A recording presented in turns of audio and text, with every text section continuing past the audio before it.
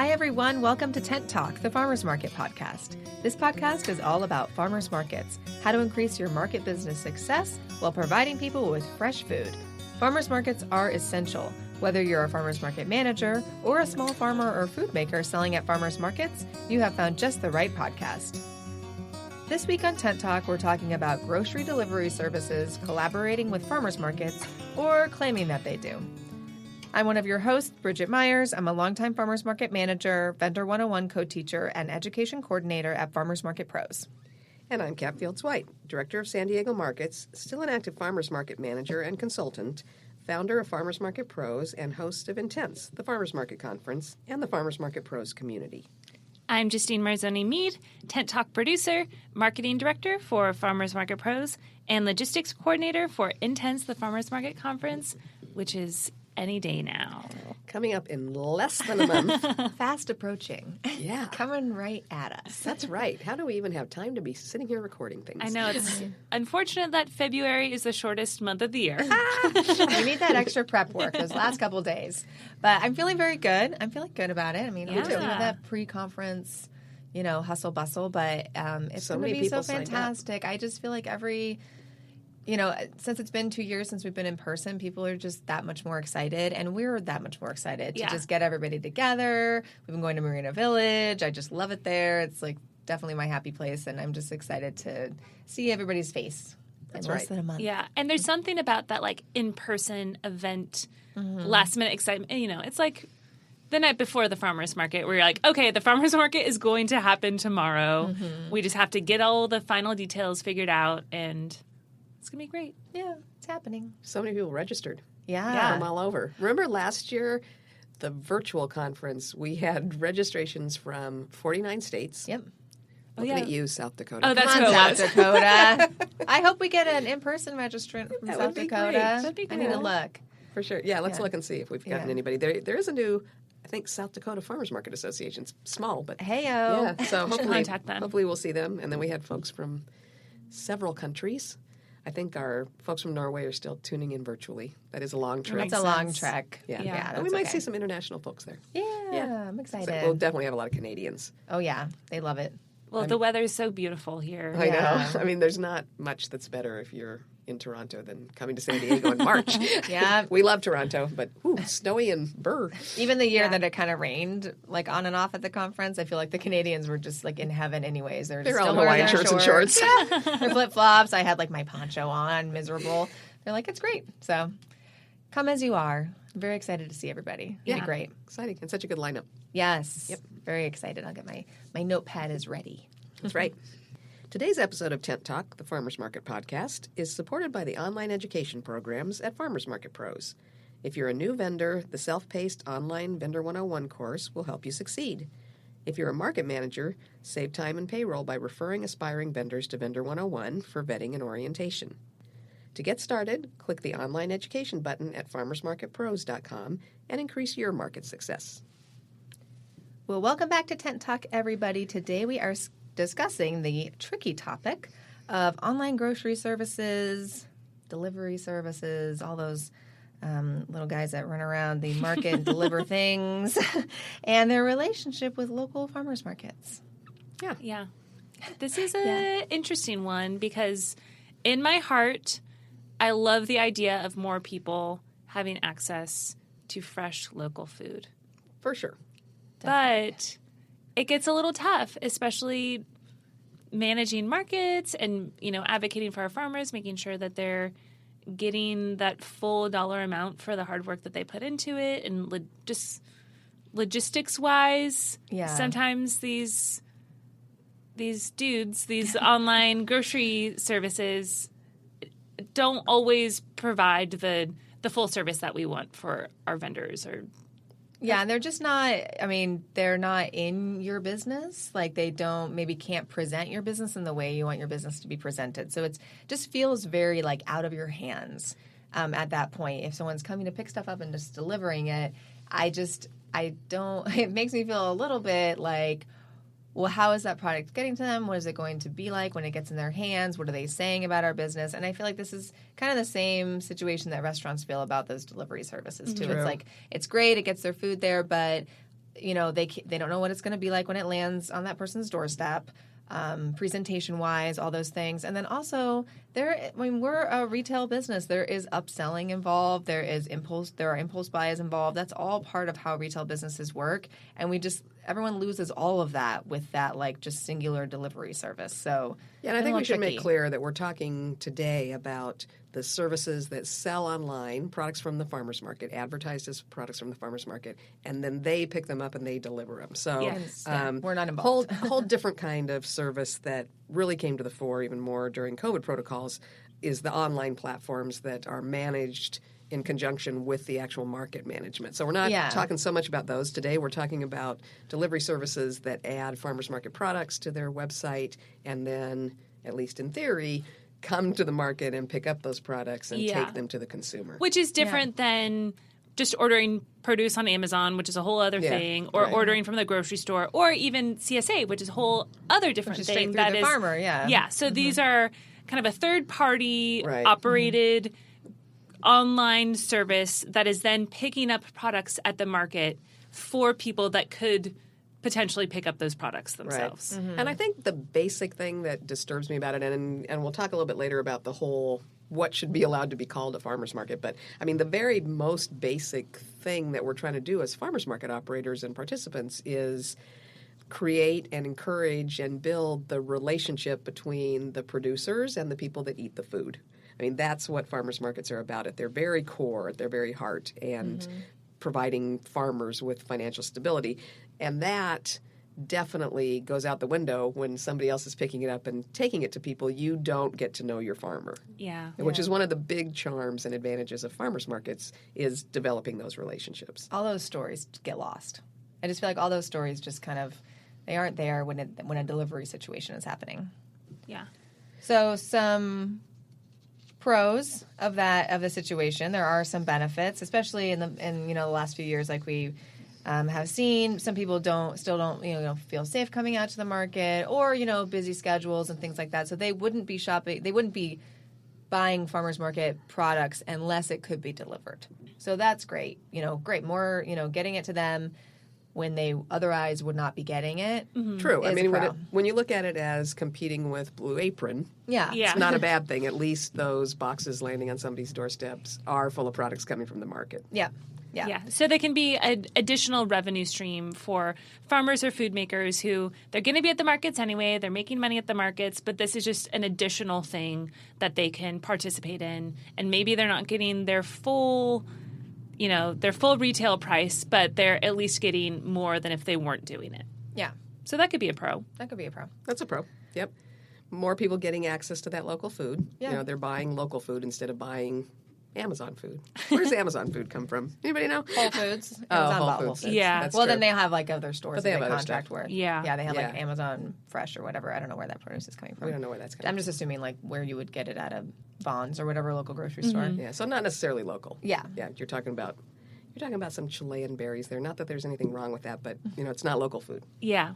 So that's they just good. traveled far. Yeah. So they get access to that, and they get to taste what a real strawberry might taste like. They get to taste the difference between a store-bought apple and a locally grown apple, those kind of things. So those are all positives, right? So maybe those people will start getting in the habit of only wanting to eat those kinds of items. Yeah, and that's building wonderful. a taste. It's building a taste of it, and it might, translate into them becoming on-site shoppers eventually. They just need a delivery for now. So whatever that reason may be. So that's also, That's a plus. That's a plus for yeah, sure. it could possibly convert some people to have that taste where, I gotta go get that. And if that means that they have to go to the farmer's market, then maybe one day they will. Yeah, exactly.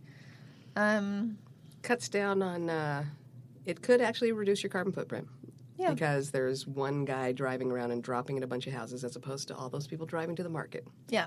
Perhaps, yes. Hard for me to get my head around it being a bad idea for people to come to the market. But in terms of pros, that could be a pro. Yeah. And there's people that are just a little bit too far out or don't have a car, use public transportation, and just it's a little bit too far for them to make it to the market during the market opening hours. Or their work schedules are wacky and they Kids' can't make soccer. it. Yeah. I mean, Saturday markets are difficult. I will say, even Sunday markets and stuff. Like as a parent, it's like I don't necessarily have time in the middle of the weekend days.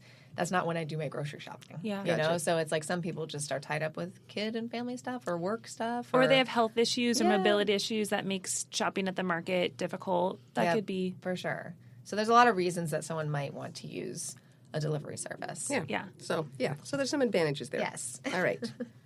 Then there's the Now that we got that out of the way. And I will say, I know that obviously we're walking into this episode with our own points of view and our own ideologies of how people should shop or how we prefer people to access their local food. But we did, and we'll talk about this a little later in the episode, but a couple months ago we did speak with Christine Farron from Quesa, and like I said, we'll talk about it in a second, but Quesa did partner with a local delivery service, and in that episode, it is chock full of a lot of reasons why people do prefer to shop online.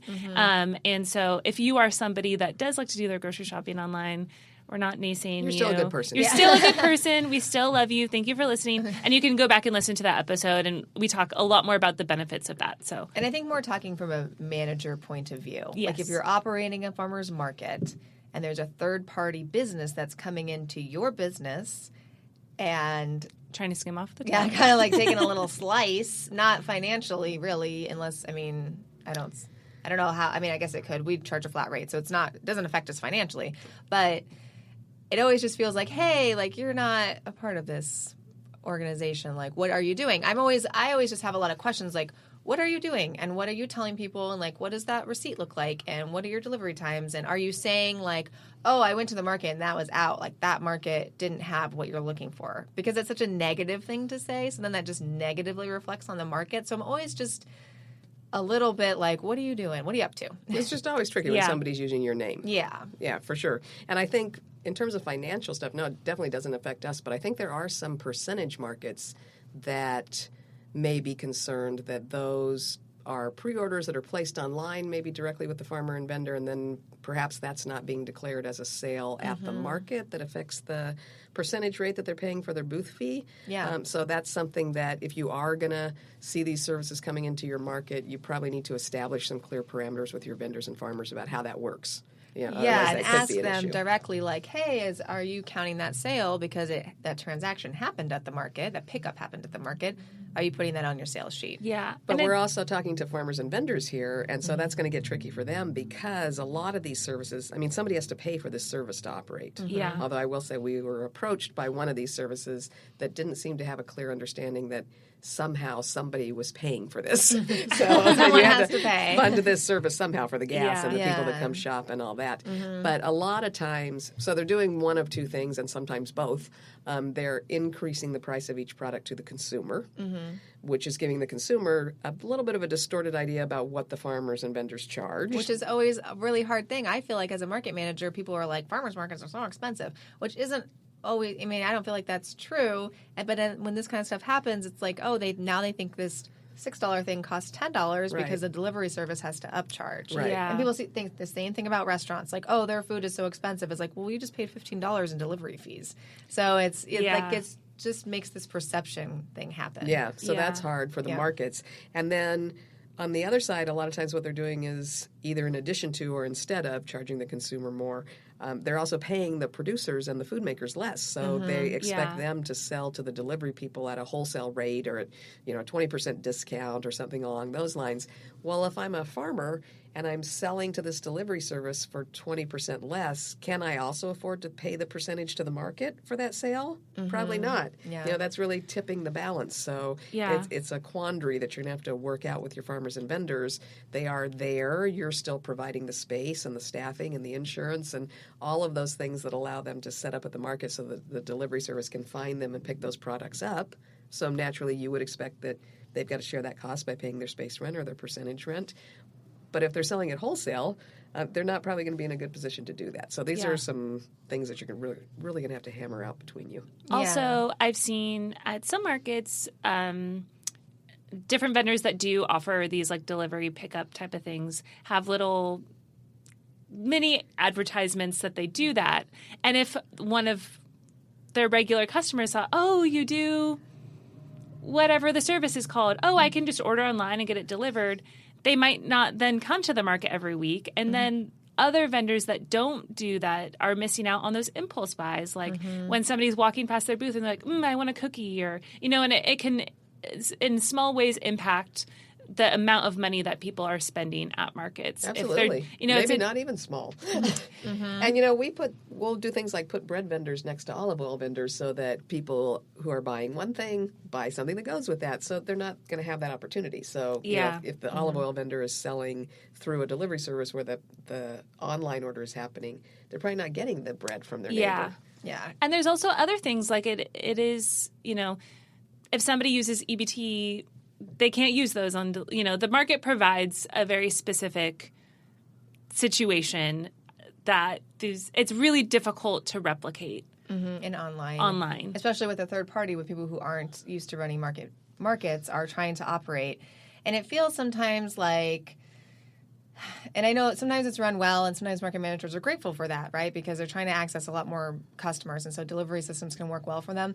To me, it kind of feels like those people that try to come into our market or stand on the corner and hand out Luna bars. And they just are we paid a lot of money to get multiple permits and buy barricades and we pay our staff all day and we do all this work to bring all these people selling food to one location, and you're just capitalizing on it, and you're just coming in and taking advantage of all this hard work that we've done. Try to kind of skimming the cream. You're just taking a little off the top. It just kind of irks me a little bit as a market manager because it's you're not even coming up to us and being like, hey, you guys did all this work.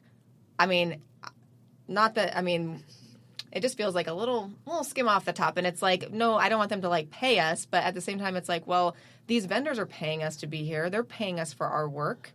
Why do you just get to come in here and you run your business separately on top of our business? So it just kind of feels like they don't acknowledge that. It's an interesting, we've had some interesting conversations. And sometimes it is kind of especially with these online, we're talking specifically about people being able to order on the internet and it getting delivered to them. It is this intersection of grocery shopping and tech.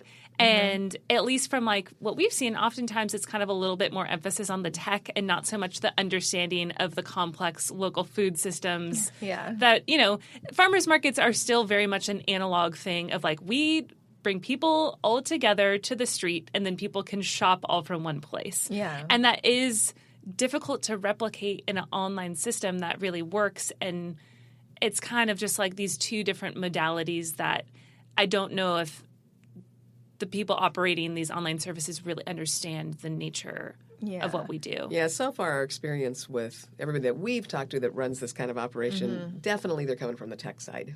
They want to make an app, and they just make this app, and they're really excited about it. And it might even have the user experience is great, and the app works, and it looks cool. But then it's but it's also farmers. Yeah, and the people who run it. Mostly the people who are running these organizations, they've been perfectly nice people and very excited, and they love our market, and they come out and this is so great, and they love the idea of connecting people remotely with local food, but there's just this hole in this process. And it's just this really important hole that all the stories are missing, all the connection with the farmers are missing. What are they telling their customers? If the market doesn't have something, are they understanding that if a vendor wants or if a customer wants a watermelon in January, which maybe they can get at the grocery store and they don't have it at the market, are they conveying the fact that this is only locally grown produce? Yeah. Or if customers are angry they can't get bananas, is that app inventor saying, well, bananas aren't grown locally in San Diego and that's why, instead of just this market doesn't offer it? Or worse, or maybe not worse, but another aspect of that is, what if those online guys are picking up bananas at Costco and that is available on their online platform and the customer buys the bananas along with the local strawberries, and then a month later when the customer comes to the market, they're angry because they can't get bananas at the same time. Yeah. It's just a big part of our job is this communication and this kind of consistently clarifying what a market is and what it's about, and that's such a huge part of all of our jobs. The feeling that someone else is a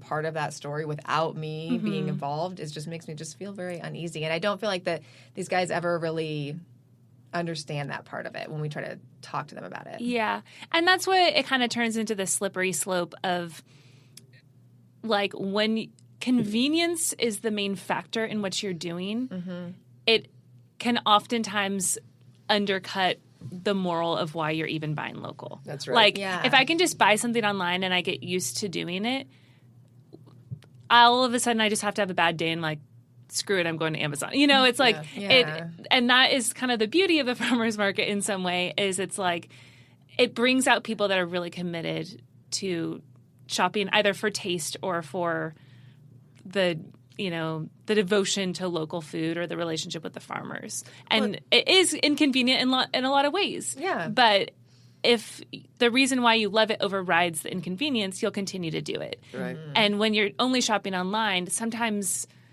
that I don't know, there's kind of like a thing there would just be easy to slip into. Just You're just very detached. Yeah. It disconnects you from the whole purpose. yeah, Well, and like we the spend a farmer's lot of market. time too training our farmers and our staff and then the shoppers indirectly to understand the difference, say, between conventional and organic produce. Well, I'm not getting the sense a lot of times that these guys understand those differences or understand the importance of what it takes to be a certified organic farmer, and that you shouldn't use that word casually. Yeah. Which, Yeah. you know, as anybody involved in farmers markets in the U.S. knows, we're not legally allowed to even verbally say that a product is organic unless it's organic certified. But we oftentimes have a new farmer or a new vendor come in that tries to say something's organic because it's healthy or Yeah. it's natural. And a lot of I think the folks running these operations, the delivery operations, don't necessarily understand all those finer points. yeah.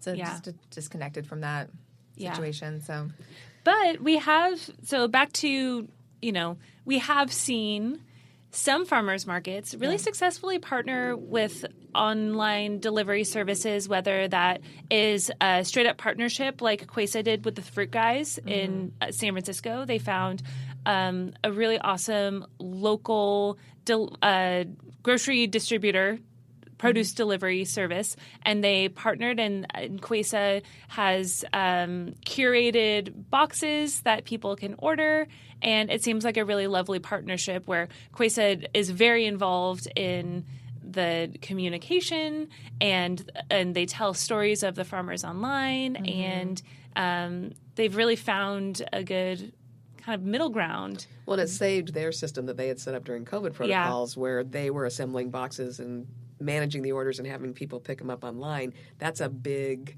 undertaking for a farmer's market, and a lot of markets don't have the staff or the financial support or just the bandwidth in general to run their own system. So Quesa was able to find these folks. And what Christine told us was that there are a number of people that don't shop at farmers markets that are still getting farmers market produce by using the Fruit Guys to take it out to them. Yeah. And so I think that gets down to how important it is to know who's running those ventures. Yeah. Because one of our big objections has been that we've seen people pop up in the marketplace and use our name or our logo or our vendors' names and saying that these are where these products are coming from without ever making any contact with us. Yeah. We don't know who these folks are. But because they're using our name and our vendors' names, they're reflecting on how we operate. They're affecting our reputation, and that's the concern. Quesa was really smart that they did some initial outreach and they vetted who they wanted to be involved and who they wanted to be publicly partnered with and have their name associated with. Yeah. yeah, it's just strange to me that, I mean, I would never put another business's logo on my website for any purpose like this, and Without so, talking to them.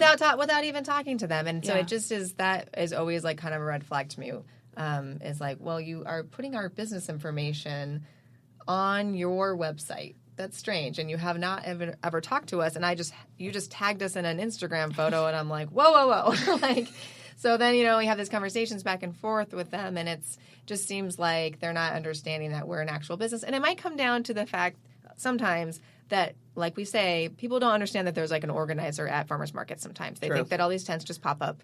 I get it. But then when that's brought to your attention that there's someone in charge, it's Yeah. nice to have that kind of communication set up. So as an organizer, kind of recognizing what you want in a delivery service, if that's something you want to partner with, or how to tell these guys and we're saying guys because we've only worked with guys. I'm sure there's ladies and all sorts of people doing these kind of delivery programs. But maybe you do want to partner with somebody. And so what would that structure look like if you're using a third party? And also, how do you handle it when they're using your information and your logo and really coming off like they're representing you and your business and like they work with you or for you or are partnered with you? How do you get them to stop doing that? Yeah, and we were fairly successful at just reaching out to somebody that had done that with our market and just telling them, you can't do this. This logo's protected. They had products listed on their site that clearly, number one, they were talking about some vendors that weren't in our market, but associating it with our market name. And took 2 seconds for me to realize, okay, this isn't matching up. So we were able to have a conversation with those organizers. It did involve some education. You're right. They didn't exactly get that there was anybody who managed the market or who knew which vendors were which or why it would make a difference to consumers that you're representing that this product's coming from this market where that vendor is not actually at that market, that our permits are dependent on us checking on which vendors are associated with our markets. All those things were important. For them, it seemed to be more of an education process. They did back off after we explained that to them. But I know that there was a group back on the East Coast where a farmers market association had to get involved, and they've actually had to go to the Attorney General's office in a couple of different states back east and taken it all the way up the line to GoDaddy, who was the online businesses platform, and really protest that, hey, they're using our names and our logos, and we're not associated with them, and they don't have permission. So it's risen to that level of confrontation because this was a fairly large group that was already doing a lot of online grocery advertising and decided to just extend their reach into claiming that their stuff was coming from farmers markets without any permission or contact, and did not respond to a civilized request to play fair and back off and not use those trademarks and things without permission. They ignored any outreach from the farmers markets, so they needed to take it up the line to a regulatory agency and really push. And it does look now like most of those logos have come down, but they're keeping an eye on it in case they've just done that to get them to quiet down and they pop back up again. So you do have to really monitor it. Not everybody is cooperative. Some people really are purposefully trying to take advantage. Yeah, and trying to protect your business too, because if someone picks something up at your market, has your logo all over their website as a delivery business, picks something up at your market, maybe leaves that ground beef in their car for a little too long, gets it to the customer gets sick, that delivery company is so small or maybe goes away, they're going to come back on you because your information's on their site, and that's just not playing fair, and that can cause a lot of confusion and it could cause a lot of issues for you down the line. So just like you would in any other way, protecting the safety. First of all, you don't want anyone to be getting sick in the first place, and then just protecting your business as well, and the business of the farmers and the vendors where the product is coming from them. So just keeping that in mind and not ignoring it. I feel like if I see these things pop up, we always address it. We always say, hey, what are you doing there? Like, what you got going on? Like, talk to them. Don't just say, oh, they're just doing a side thing, doesn't have anything to do with me. If they're tagging you, if they're naming your business, if they're saying it's coming from your market, you need to have a discussion with them. It's going to reflect on you, both in terms of reputation and possibly legally. Yep. Yeah. And also it just kind of gets down to this thing that we talk about a lot is just the, greenwashing and the use of the term farmer's market when it's not a real farmer's market. Right. And I see that little convenience store in the airport one more time that says farmer's market on it. And it's frustrating for the people that are doing the hard work to make this operate. We can't expect everybody to have a high understanding or to be super familiar with what farmers markets are, but if this is their first interaction with that, that's not creating good pathways in their mind of what a farmers market is. Our job is to protect what a farmers market is, right? And to educate the public and to convey an accurate perception of what farmers markets are and what the real story is there with the markets. So just keeping that in mind. # keeping our word. That's right. Yes. That's right. Farmers markets are our word.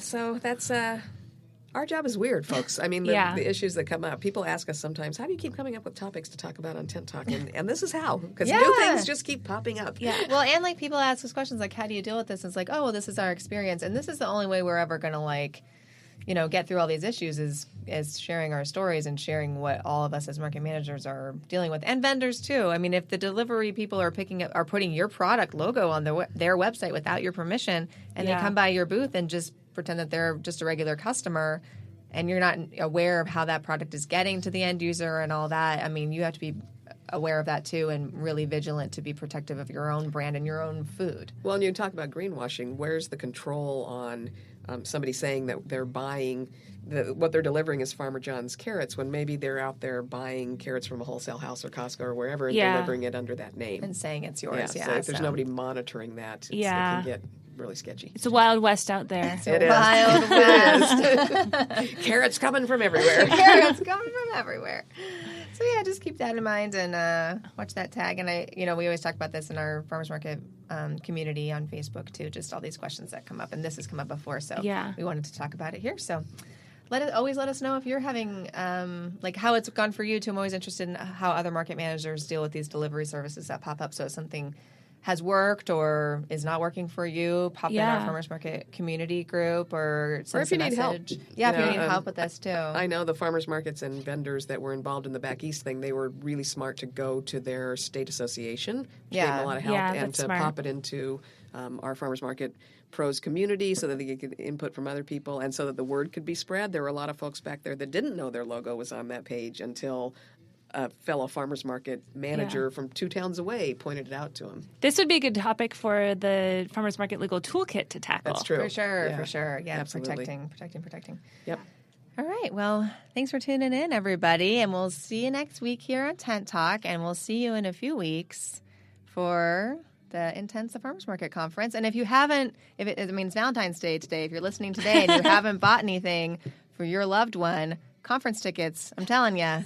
Everybody wants them, right? Gift. There's nothing more romantic than a ticket to the Intense the Farmers Market Conference.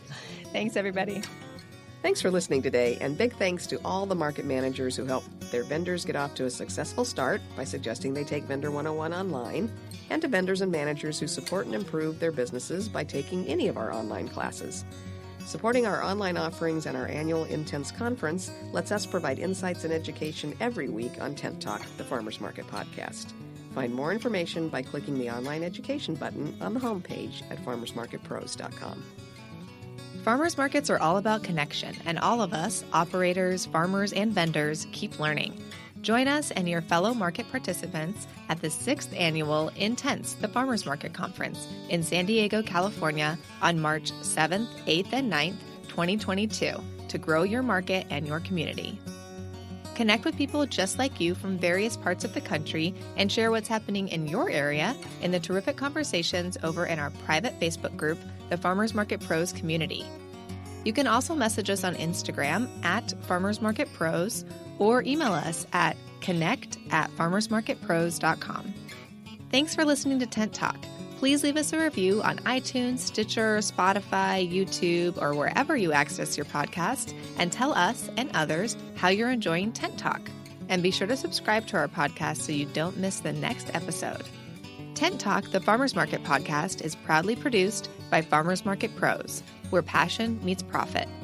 Today's episode was recorded and edited by Justine Marzoni-Mead. Original music by David Mead. Thank you so much for listening today, and we'll have another great episode next week. Tune in.